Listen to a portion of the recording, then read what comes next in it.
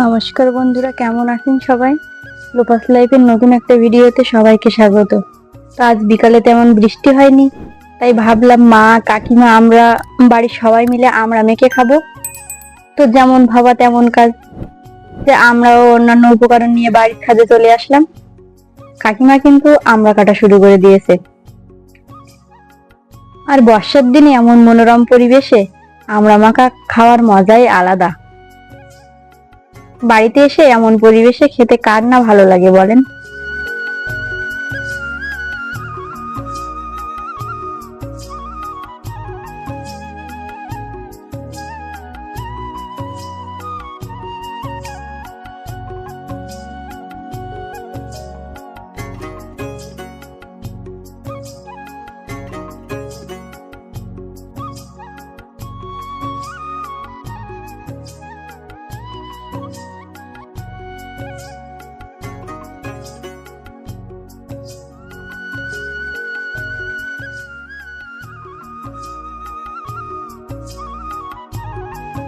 এই যে আমড়া কাটা শেষ, এখন আমরা মেখে নেওয়ার পালা। মাখার আগের থেকেই কিন্তু আমি খাওয়া শুরু করে দিয়েছি।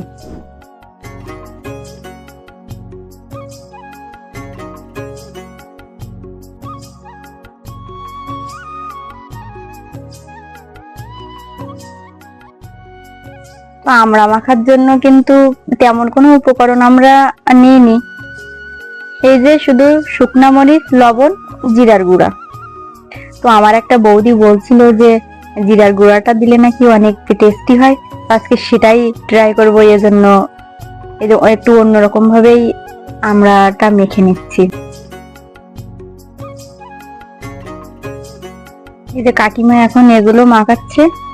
তো কাঁচা মরিচ দিলেও হয়, কিন্তু শুকনা মরিচের স্বাদটা আমার কাছে যেন একটু বেশিই ভালো লাগে। এজন্য শুকনা মরিচ দিয়ে আজকের আমড়াটা মেখে নিচ্ছি।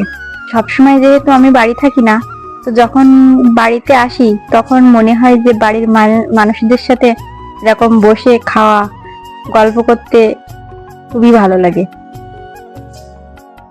তো আজ একটু সময় হলো, তেমন সময় হয়ে ওঠে না, এজন্য এই যে আমড়া মাখা নিয়ে বসে পড়েছি।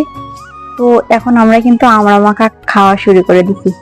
আমড়া মাখার স্বাদটা কিন্তু সেই ছিল, সত্যি বৌদি বলছিল যে জিরার গুঁড়াটা নাকি সুন্দর হয়, সত্যি অনেক সুন্দর হয়েছে আমড়া মাখাটা। তো আমি তো একটার পরে একটা খেয়ে যাচ্ছিলাম। বৃষ্টি না হলেও কি ঠান্ডা পরিবেশে বাড়ির ছাদে বসে কিছু খাওয়া, গল্প করা, আসলে এগুলো এক অন্যরকম অনুভূতি, যা ভাষায় প্রকাশ করা যায় না। এদিকে সন্ধ্যাও প্রায় হয়ে আসছে। তো আমরা এখন আমড়া মাখা খেয়ে নিচে চলে যাব। তো আজকের মতো এ পর্যন্তই।